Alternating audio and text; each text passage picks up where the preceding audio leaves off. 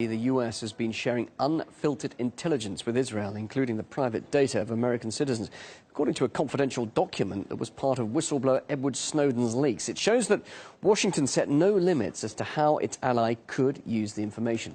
RT's Paula Sleer joins me live from Tel Aviv. Paula, tell us more about what's in this leak.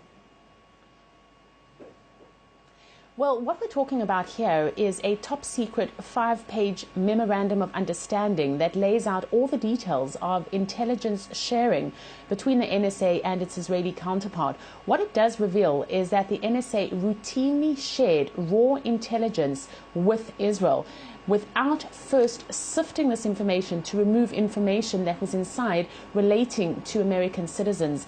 It states that Israel is allowed to receive raw intelligence signal. It includes unevaluated and unminimized transcripts, gist, faxes, telex, voice and digital network intelligence, metadata and content. And that is a quote.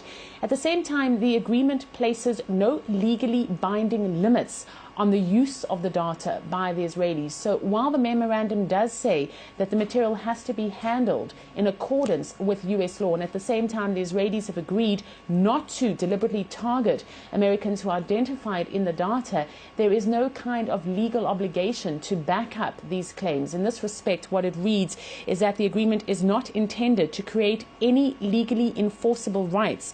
It is not an international agreement and it is not legally binding. It also says that the Israelis were required to destroy upon recognition any communication that is either to or from an official in the US government. This includes the White House, cabinet departments, the House of Representatives and the Senate, amongst others. Paula, has there been any reaction from the NSA over these revelations? Well, the NSA so far has declined to answer specific questions about this agreement. An NSA spokesperson has said that the agency insists that the shared intelligence complies with all laws governing privacy. There